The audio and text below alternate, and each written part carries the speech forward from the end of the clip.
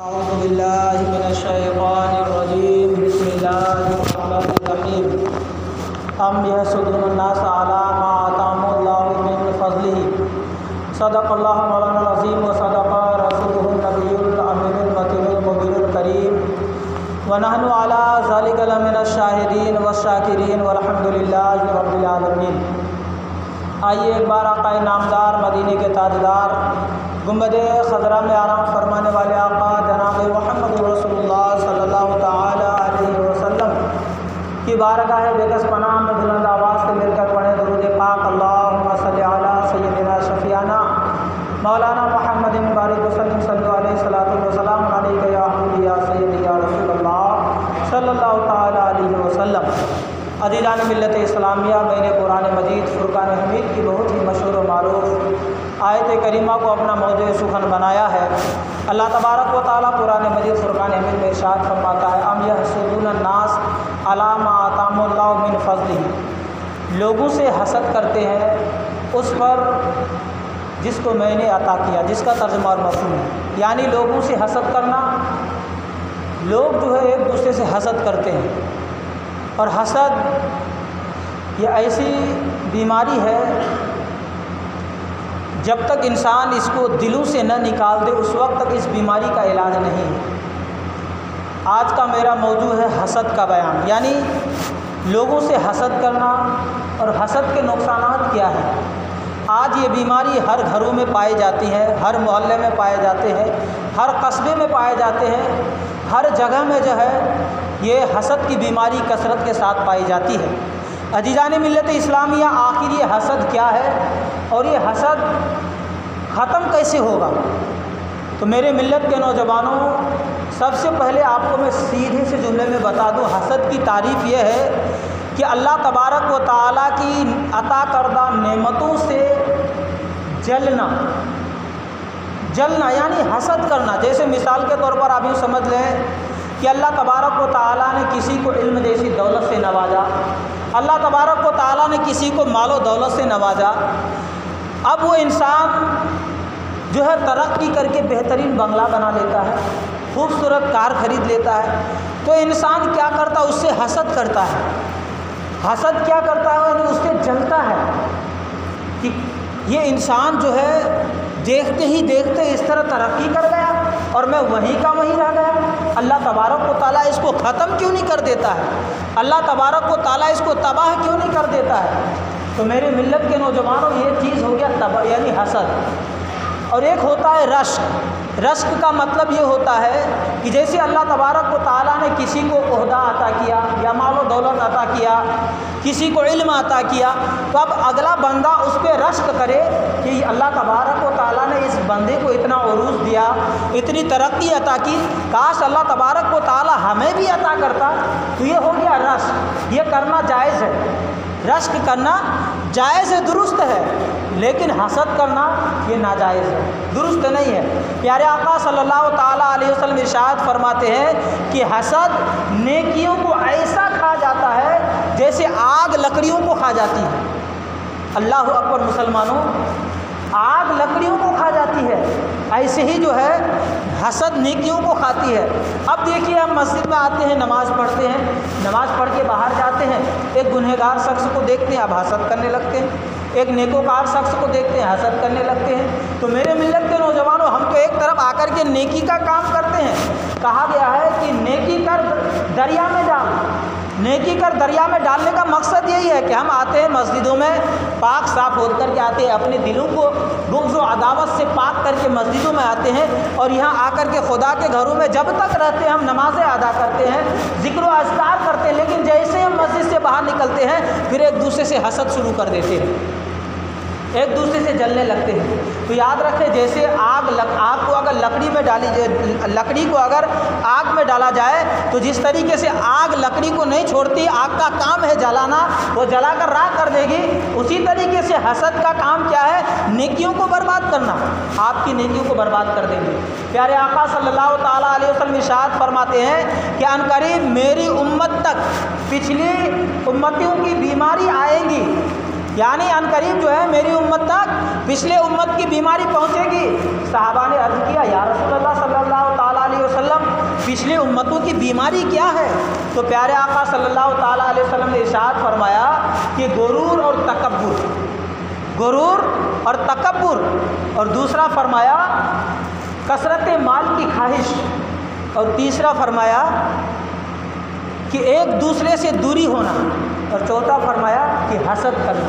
آج آپ دیکھیں کہ اگر ہم 5 وقت کی نماز اگر 4 دن پڑھ لیتے ہیں تو ہمارے اندر غرور اور تکبر آ جاتا ہے کہ نہیں آتا ہے؟ غرور اور تکبر آ جاتا ہے۔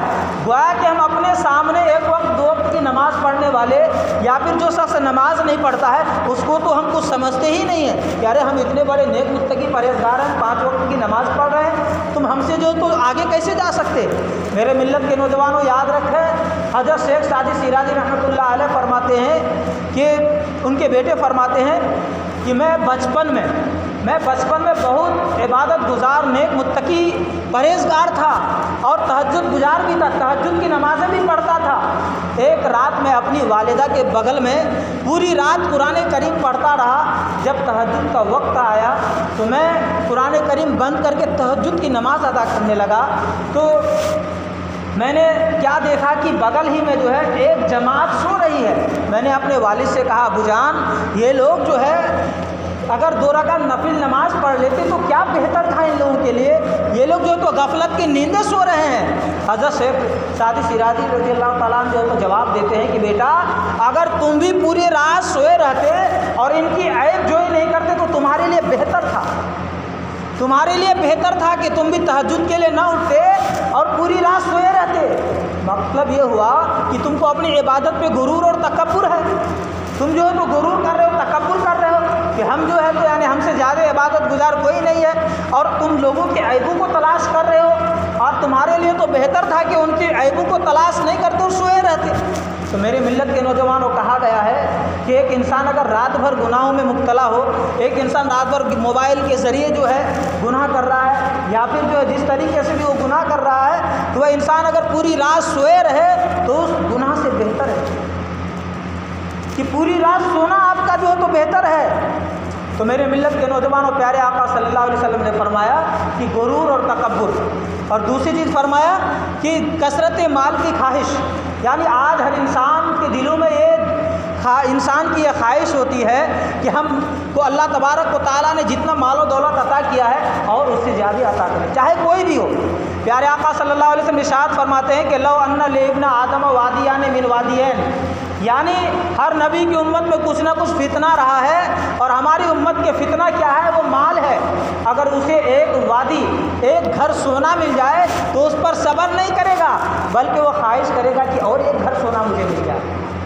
میرے ملت کے نوجوانوں، تیسری چیز پیارے آقا صلی اللہ علیہ وسلم نے فرمایا ایک دوسرے سے دوری۔ یقیناً آج یہ چیز پائی جاتی ہے کہ جب ہمارے پاس مال و دولت آ جائے تو ہم اپنے قریب تو کسی غریب کو سٹاتے ہی نہیں ہیں، لیکن یاد رکھیں میری ملت کے نوجوانوں، جس غریبوں سے آپ دور بھاگتے ہیں، اللہ تبارک و تعالیٰ کا آپ کو شکریہ ادا کرنا چاہیے کہ پروردگار نے مجھے بھی پیدا کیا، اس بندے کو بھی پیدا کیا۔ اللہ تبارک و تعالیٰ نے مجھے مال و دولت دے کر کے آزماتا ہے، اور اس بندے کو جو ہے تو غربت دے کر کے آزما رہا ہے کہ دیکھے بندہ، میں نے اس کو مال و دولت سے نوازا، یہ کس طریقے سے جو ہے اس امتحان میں کامیاب ہوتا ہے، اور وہ بندہ جس کو میں نے نہیں نوازا، جس کو میں نے غربت سے آزمایا، دیکھا وہ اس میں صبر کر پاتا ہے کہ نہیں پاتا ہے۔ تو میرے ملت کے نوجوانوں، اللہ تبارک و تعالیٰ اگر آپ کو مال دے، دولت دے، شہرت دے، عزت دے، تو آپ اس میں غرور تکبر نہ کریں، آپ ایک دوسرے سے دوری اختیار نہ کریں، بلکہ آپ اس کے قریبی اختیار کریں، آپ اس کے قریب جائیں اور اللہ تبارک و تعالیٰ کا شکر ادا کریں۔ اللہ تبارک و تعالیٰ کا جو بندہ شکر ادا کرتا ہے، اللہ تبارک و تعالیٰ کو اپنے بندے کا شکر ادا کرنا بہت پسند ہے۔ اور پھر ایک دوسرے سے حسد کرنا، تو جب انسان کے پاس یہ ساری چیزیں آ جاتی ہے تو پھر انسان حسد بھی کرنے لگتا ہے کہ وہ انسان آگے کیوں بڑھ گیا، وہ انسان اس کے 4 بچے ہیں، چاروں بچے کامیاب کیوں ہو گئے، یہی حسد ہے نا، ہمارے بچے کامیاب نہیں ہو رہے اللہ جو ہے، تو پھر اللہ تبارک و تعالیٰ اس کی ساری چیزوں کو ختم کر دے، ایسی جو ہے تو القابات زبان سے نکالتے ہیں۔ لیکن یاد رکھیں میرے ملت کے نوجوانوں، اللہ تبارک و تعالیٰ بے نیاز ہے، وہ الصمد ہے، وہ بے نیاز ہے۔ ہمیشہ ہمیں چاہیے کہ اللہ کی پناہ مانگتے رہیں۔ اگر ہم کسی سے حسد کرتے ہیں تو ہم اس بندے سے حسد نہیں کرتے، بلکہ اللہ تبارک و تعالیٰ کی عطا کردہ نعمتوں سے حسد کرتے ہیں۔ کیونکہ اللہ تبارک و تعالیٰ نے اس بندے کو نعمت سے نوازا نا، دینے والی ذات خدا کی ہے۔ تو جب اللہ تبارک و تعالیٰ نے اس بندے کو دیا تب نہ ہم اس سے حسد کرتے ہیں، اور اللہ تبارک و تعالیٰ نے اس بندے کو دیا تو ہمارے دلوں میں حسد پیدا ہو گیا، تو ہم کیا اس بندے سے حسد نہیں کرتے ہیں بلکہ اللہ تبارک و تعالیٰ کی تقسیم پر حسد کرتے ہیں۔ حضرت زکریا علیہ السلام فرماتے ہیں کہ حاسد جو ہے حسد کرنے والا ہے جو بہت بڑا دشمن ہے، اسی لیے حسد نہیں کرنا چاہیے۔ حضرت حسن بصری رضی اللہ تعالیٰ عنہ سے پوچھا گیا کیا مومن حسد کرتا ہے؟ کیا مومن حسد کرتا ہے؟ تو آپ نے فرمایا کہ ہاں مومن حسد کرتا ہے۔ کیا آپ نے حضرت یعقوب علیہ السلام کے بیٹوں کے واقعہ نہیں دیکھے، قصے نہیں سنے؟ قرآن کریم میں سورہ یوسف میں حضرت یوسف علیہ السلام کا واقعہ آتا ہے۔ حضرت یوسف علیہ السلام خواب دیکھے کہ 11 ستارے، چاند اور سورج اسے سجدہ کر رہے ہیں، تو حضرت یوسف علیہ السلام اپنے والد حضرت یعقوب علیہ السلام سے اس کا ذکر کیا، تو حضرت یعقوب علیہ السلام نے کہا کہ اللہ تبارک و تعالیٰ تجھے بڑا مقام اور مرتبہ عطا کرے گا، اور کہا بیٹے تم اپنے بھائیوں کے پاس اس کا ذکر مت کرنا، اس کا ذکر مت کرنا۔ جب حضرت یعقوب علیہ السلام کے اور بیٹوں نے جب دیکھا کہ میرے والد جو ہے حضرت یعقوب علیہ السلام حضرت یوسف علیہ السلام سے زیادہ محبت کرتے ہیں، تو ان کے دلوں میں حسد پیدا ہو گیا، ان لوگوں کے دلوں میں حسد پیدا ہو گیا، اور ان لوگوں نے کیا سوچا کہ ان کے جو ہے تو راستے صاف کر دیے جائیں، ان کو اس راستے سے ہٹا دیا جائے۔ جب ان کو اس راستے سے ہٹا دیا جائے گا تو پھر یعقوب علیہ السلام ہم لوگوں سے محبت کرنے لگیں گے۔ تو حضرت یوسف علیہ السلام کے اور بیٹے حضرت یعقوب علیہ السلام کے اور بیٹے حضرت یعقوب علیہ السلام سے کہتے ابو جان میں اپنے بھائی حضرت یوسف علیہ السلام کو جنگل کی سیر میں لے کے جانا چاہتا ہوں، یعنی سیر و تفریح کے لیے لے کر کے جانا چاہتا ہوں۔ تو حضرت یعقوب علیہ السلام جو تھے وہ اپنے بیٹوں کے نیت سے واقف تھے کہ یہ ہم ان کو لے کر کے ادھر جا کے کیا کرنے والے ہیں، یہ ہیلے اور بہانے تو بنا رہے ہیں۔ تو میرے ملت کے نوجوانوں، حضرت یعقوب علیہ السلام انہیں اجازت نہ دیے، لیکن اپنے بیٹوں کے اسرار کرنے پر، بہت ضد کرنے پر جو ہے نرم دلی سے انہیں اجازت دے دی۔ اب ان لوگ حضرت یوسف علیہ السلام کے بھائیوں نے کیا کیا کہ حضرت یوسف علیہ السلام کو سیر کے لیے لے کر کے گئے، واپسی میں ایک اندھے کنویں میں ڈال دیا، ایک اندھے میں کنویں میں ڈال دیا کہ اس کنویں میں وہ جائے گا وہ مر جائے گا۔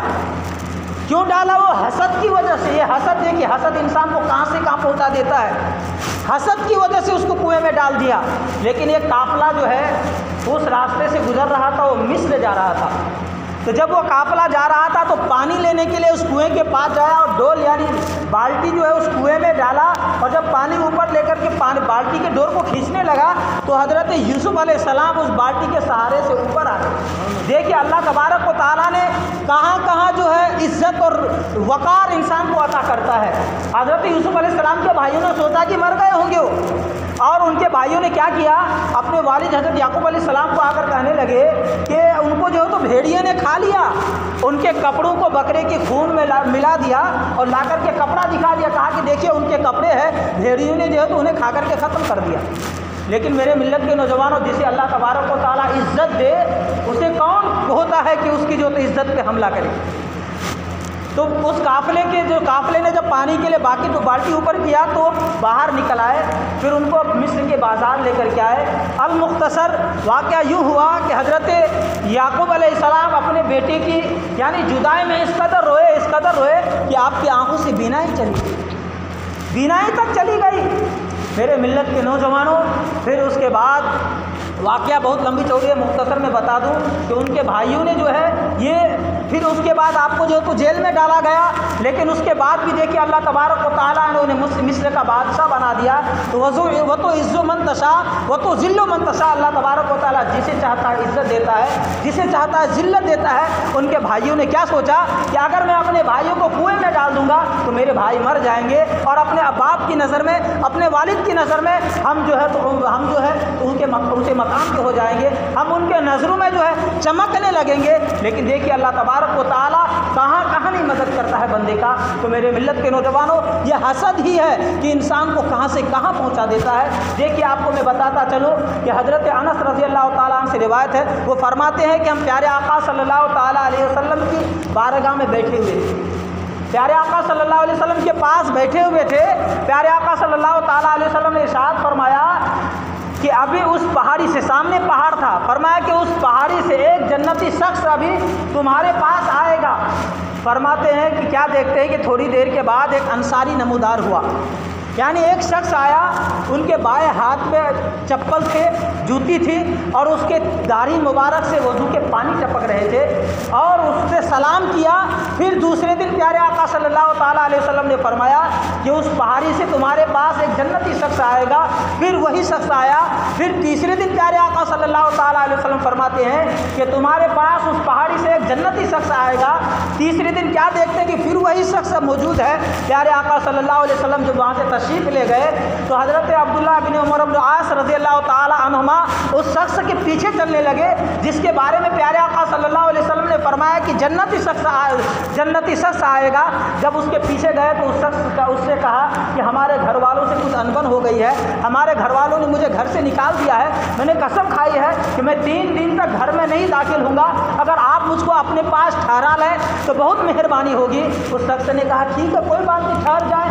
چنانچہ وہ شخص حضرت عبداللہ ابن عمر بن العاص رضی اللہ تعالیٰ عنہ فرماتے ہیں کہ میں 3 راتیں اس شخص کے پاس گزاری، لیکن تینوں رات میں کوئی عمل اس کا نہیں دیکھا، بس وہ رات میں سوتے تو صبح ڈائریکٹ اٹھتے اور ہر کروٹ پر اللہ کا ذکر صرف کرتا، اور اس کے علاوہ کوئی خاص عمل میں نے نہیں دیکھا۔ میرے ملت کے نوجوانوں، حضرت عبداللہ ابن عمر بن العاص رضی اللہ تعالیٰ عنہ فرماتے ہیں کہ جب 3 راتیں گزر گئی میں نے کوئی عمل نہیں دیکھا تو قریب تھا کہ میں اس کے عمل کو معمولی سمجھتا، تو میں اس سے خود پوچھا کہ آپ یہ بتائیں کہ آپ کے بارے میں پیارے آقا صلی اللہ تعالیٰ علیہ وسلم فرماتے ہیں کہ آپ جنتی شخص ہیں، اور میں جو آپ کو بولا کہ ہمارے گھر والوں سے انبن ہو گئی ہے، کوئی انبن نہیں ہوئی ہے، بلکہ میں آپ کے پاس 3 راتیں اس لیے گزاری کہ میں دیکھ سکوں کہ آپ کے نیکیاں کیا ہے، آپ کون سے نیک کام کرتے ہیں جس کے بدولت اللہ تبارک و تعالیٰ نے آپ کو اتنا وقار اور مقام عزت عطا کیا ہے۔ میرے ملت کے نوجوانوں، وہ شخص جواب دیتے ہیں کہ آپ نے جو دیکھا یہی میرے پاس ہے، اس کے علاوہ کچھ بھی نہیں ہے۔ وہ شخص اب جانے لگتے ہیں۔ جب وہ جانے لگا تو وہ شخص پھر جواب دیتے ہیں کہ اے جانے والا شخص ادھر آ۔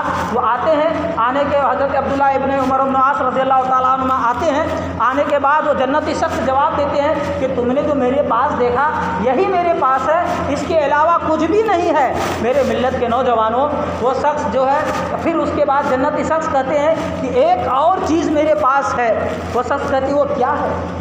تو وہ جواب دیتے ہیں کہ میرے پاس ایک چیز یہ ہے کہ میں کسی سے حسد نہیں کرتا ہوں۔ کہیے سبحان اللہ، میں کسی سے حسد نہیں کرتا ہوں۔ حضرت عبداللہ ابن عمر بن العاص رضی اللہ تعالیٰ عنہ فرماتے ہیں کہ میں سمجھ گیا، بات سمجھ میں آ گئی کہ اللہ تبارک و تعالیٰ نے ان کو عزت و وقار اور مقام جو عطا کیا ہے وہ اسی وجہ سے عطا کیا ہے کہ یہ بندہ کسی سے حسد نہیں کرتا ہے، یہ بندہ جو ہے کسی سے حسد نہیں کرتا ہے۔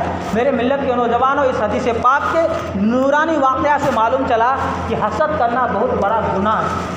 حسد کرنا جو ہے بہت بڑا گناہ ہے، اور جو انسان حسد کرنے سے بچتا ہے وہ انسان جنت کا حقدار ہوتا ہے۔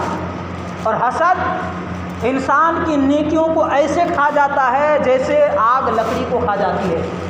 میرے ملت کے نوجوانوں، حسد جب انسان اپنے دلوں سے حسد کو نکال دیتا ہے، اپنے دلوں کو حسد سے پاک کر لیتا ہے، تو اللہ تبارک و تعالیٰ اس شخص کو ولایت کا مقام عطا فرما دیتا ہے۔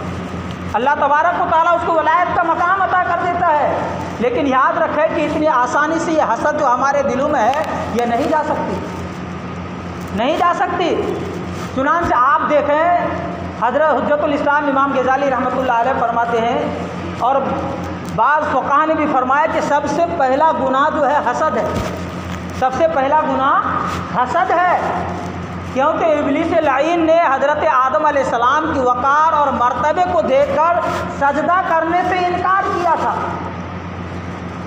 ابلیس لعین جو ہے اللہ تبارک و تعالیٰ کا جو حکم ہوا، جو معلم الملائکہ تھا، حکم ہوا کہ فرشتوں حضرت آدم کو سجدہ کرو، سارے فرشتوں نے سجدہ کیا، لیکن جو معلم الملائکہ تھا، جو ابلیس ہوا، اس نے اکڑ گیا حسد کی وجہ سے کہ ہاں اس کو اللہ یہ مٹی سے بنایا گیا، اللہ تبارک و تعالیٰ نے اس کو اتنا وقار مقام عزت عطا کیا ہے، تو اس نے سجدہ کرنے سے انکار کر دیا۔